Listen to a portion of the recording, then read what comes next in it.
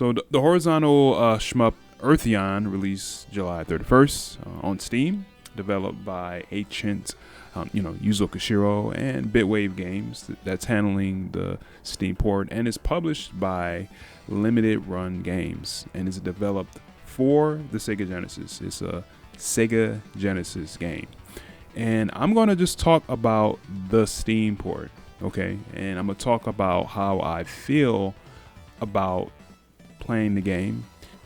Now, I do think it's a good game, but it does have some issues and some questionable game design. Yeah, I definitely feel that there's some things that, kind of needs to be changed, especially if the game is going to be released later on cartridge as a final version. Now, before I get into all that, I kind of want to talk about, the graphics and the visuals. They're excellent. Presentation is excellent. And great visual effects. Like there's a lot of pseudo 3D going on and stuff like that. It looks incredible. Okay. And I would say an early version of the game, the visibility with bullets wasn't that good, but I'm glad that they fixed it with a patch. Thank goodness. Because it looks way better.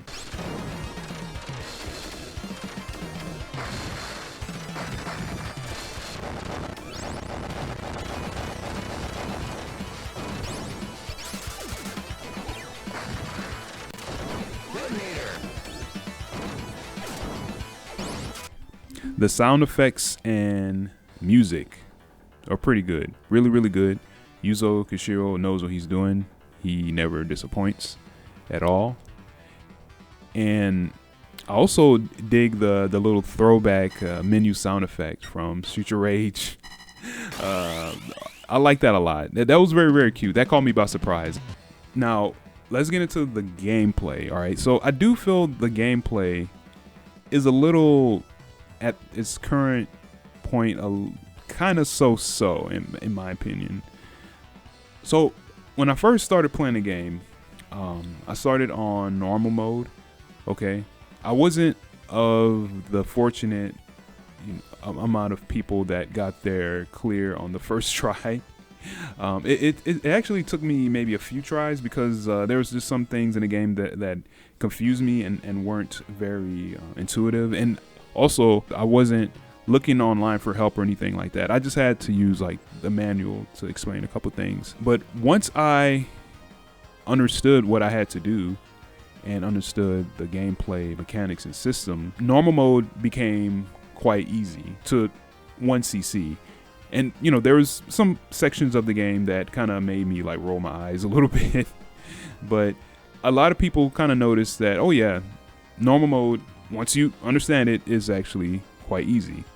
But then hard and hotshot mode are actually very, very difficult. So maybe there's a little bit of a difficulty imbalance so far with the game. Some of the problems I noticed with the gameplay is like, for example, like enemy behavior. For example, there's some enemies that like shoot behind them. A lot of enemies kind of either have very structured movements and paths, and some are just a little more erratic. I mean, that's good, to kind of keep the player on their toes, but it just comes off a little too messy. I think sometimes it's a little too erratic. There's some enemy placements in some stages that it seems that they force you to take damage. How damage works in this game is that there's shields. You upgrade those shields using the adaptation pod, and you use that at the end of the stage to go into the shop. Just make sure you don't lose it. And oh yeah, and that kind of gets me into my next point about like with the weapons, is that all the weapons have like different levels and I would say amounts of maybe hit points. So if you get hit and start losing your shield, your weapons would downgrade as well. And that can lead to some very, very sort of sticky situations in runs. Do I like the adaptation pod? I would just say, I kind of don't like it, because I notice sometimes in games that have shops, it feels like they're putting in the shop to kind of cover up some sort of messy game design. And plus, I just don't like how it works. Like, you have to pick up the adaptation pod from like a large enemy towards like the middle to the end of the stage. You give up a slot, and then make sure you keep it. And then the actual adaptation pod itself, when you select it, it doesn't really do anything, and that confused me at first, and a lot of other players. So I had to look in the I had to look in the manual and be like, oh, okay, that's how it works. After I already kind of looked over it, I had to read it again and be like, oh, okay, that enables the shop. I thought the shop just happens automatically after every stage. Now, I feel like with the shop, how they should have handled it, maybe have an option to enter the shop or not. And then if you don't enter the shop, maybe you get some extra points as well for, not getting any upgrades. And honestly, maybe even not even having a shop, maybe just making sure the game is just balanced to the point where the player can just like use the resources that's already available, or maybe have pickups in the game, in the stages, that upgrade the player, a shield upgrade item or something like that. Yeah, I just have mixed feelings about it. And I want to talk about the weapons in Earthion. I think some of the weapons are very, very useful. And then there's some of them that are kind of weak. And then there's some of them that are very, very situational. I mainly stuck with the wide shot. Not very strong, but still good for coverage. And then the kind of like colorful laser, that's a really, really good weapon. It doesn't have too much vertical range, but the damage is actually not that bad. Another weapon that I like that doesn't show up too much when you play is the flamethrower. I thought that was pretty good, but again, it doesn't have much vertical coverage. It seems that it's good for bosses as well. And another weapon that I like, I don't remember the names of the weapons, but it's the one with the crosshair. I noticed it's good for certain bosses, like the lava stage boss. But all the other weapons, like the special weapons, I just didn't really like them too much. They just seemed kind of just not very strong to me. Maybe I wasn't using them in a correct manner. The worst weapon, in my opinion, is that one 8-way shot where the bit is behind you. I think that could have been done a little bit better. It just feels just very weak, even when you max it out. I kind of hope that Ancient can maybe give some of the other weapons a little bit more of a bite, because a lot of them just seem very underwhelming. And when I'm watching people do their clears, they're just sticking to the wide shot. They're sticking to that colorful laser. Sometimes they may switch to that one green dual laser that kind of reminds me of Rayforce. Like I'm noticing people, they're just sticking with the same weapons, and they're also just sticking with just 2 slots instead of 3.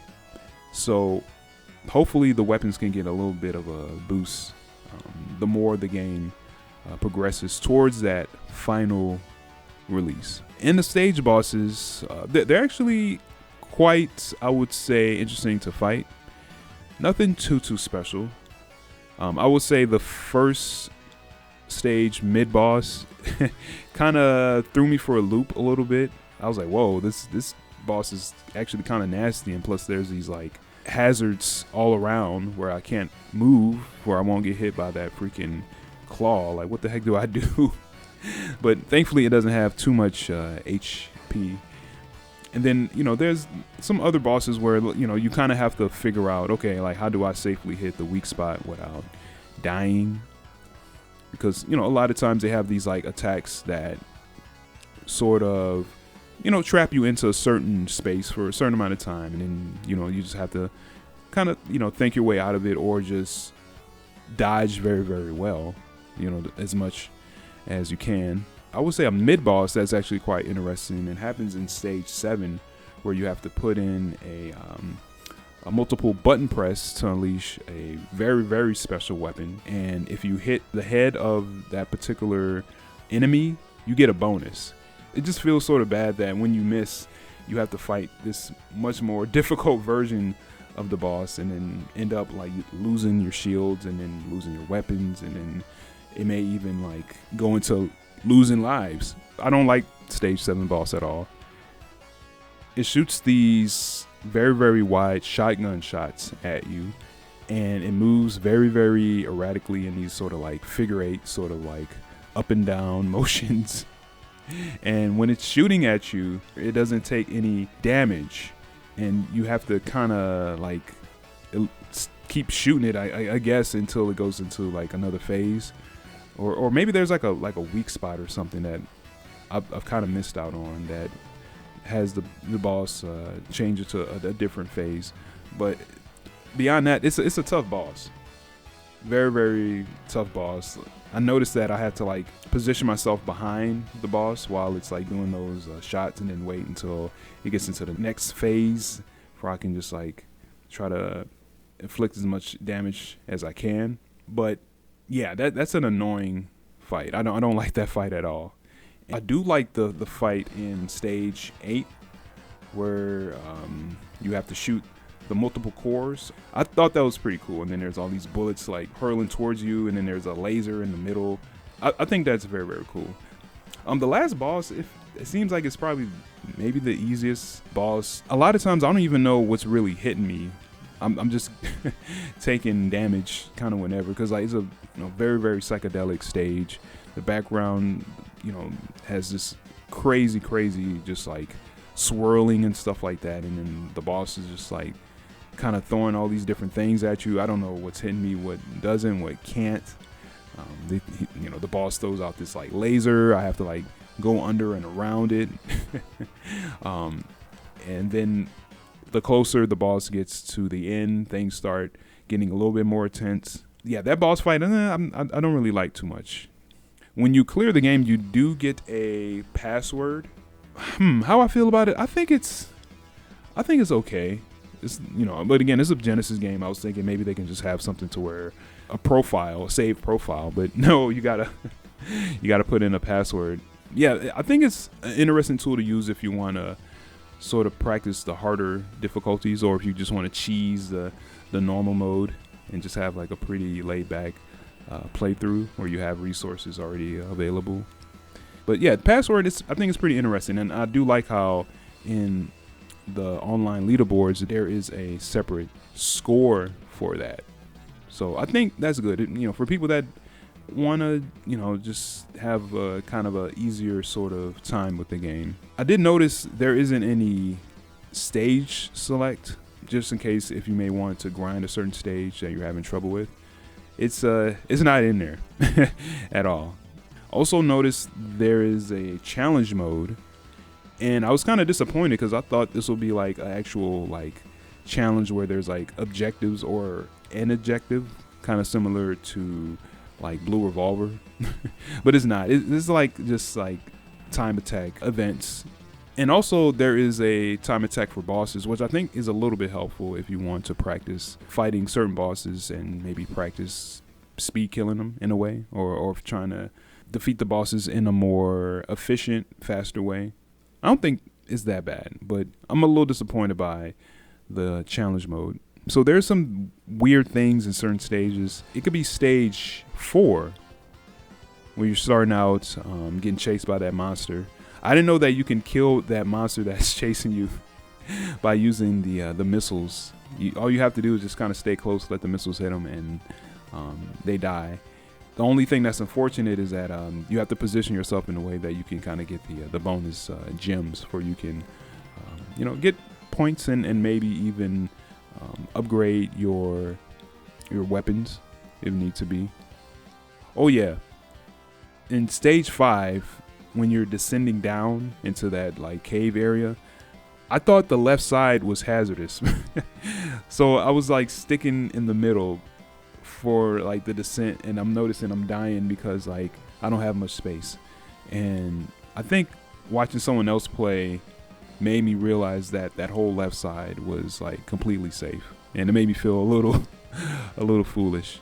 And another hazard, wasn't even a hazard, one particular boss fight, I've talked about this before, stage 5 boss, when you are fighting, near that lava, and you're shooting that energy core generator thing. I thought the lava was hazardous. I didn't know that, so I was, in my first few runs, I was just like staying above the lava, trying to not get hurt because I'm so scared of losing my shield. But yeah, it's actually in the background, and I kind of noticed that a little bit with some of the sort of background elements in the game and hazards that's on your own sort of play field. Some of it is unclear. Like even in the first stage, there's like debris and stuff that you're kind of sailing past, but then there's some that can actually hurt you. I'm trying to think if there's a way maybe that can be sort of explained to the player at first, because I just thought like there are just certain things that can hit you and some can't. I mean, I guess maybe they just want you to just explore and find out on your own, but I just thought that was a little weird and like not very intuitive. Now we can talk a little bit more about the Exa Arcadia label version of the game that's released only in arcades, and a lot of people feel that it seems that the Genesis version, MegaDrive version, is like the inferior version of the game, whereas the Exa Arcadia arcade version is much better. And overall, I just kind of feel like, for the Exa Arcadia version compared to the MegaDrive version, it's just unfortunate that we kind of have to just have this particular version that I think that's like so many notches down than the arcade version from what I've seen. I haven't obviously played it, so I don't know 100%, but the Exa label arcade version just looks way better. But I just feel like the game, it doesn't feel very suspenseful at all. It just feels kind of sloppy in some areas. Even when I do clear the game in normal mode, I kind of felt like it was just like a very, very sloppy run. Like my runs never feel clean or satisfied, because I just feel like there's just things in this game, certain areas that it just seems like, oh, okay, do I have to take this mandatory damage? Do y'all really want me to, be at almost zero shields or something like that? Like how can I like avoid this? How can I like mitigate this? Like some of these weapons aren't really like that strong for certain areas. There's that one area where you're kind of in this not so much a maze, but a very like enclosed space. I think it's stage 7 towards the end, and then the weapons that I feel that are given to you, that it just doesn't work out for that stage, because there's just like certain enemies that are just placed at odd areas, and certain certain weapon ranges can't even like get to them, so it feels like, okay, I guess I got to take this damage. Yeah, it's just things like that in the game that kind of bother me a little bit. I know Ancient is going to put out the game on cartridge for Sega Genesis, like a final version. I'm kind of hoping maybe there can be some sort of like a complete rebalance of the game. Like a lot of people, including myself, are feeling that the game is too easy and that it's too difficult. So hopefully Yuzo Koshiro can get some good feedback and maybe rebalance the game. And I know for sure the game is going to be different by the time it releases on Sega Genesis. So maybe I might do a follow-up review of that if I'm up for it, to see how things change. So do I feel that you should buy Earthion on Steam? I would say if you really want to, if you see the game and it's definitely catch your eye, go right ahead and buy it. It uses the typical kind of like sort of emulation features that a lot of Bitwave ports use. Thank goodness there's online leaderboards. You can find that in the extras option. You can also play the early demos and prototypes of the game, which I thought was pretty cool to add. You can change screen filters, like a CRT filter, and change various color options in the game, and the brightness and the gamma and stuff like that.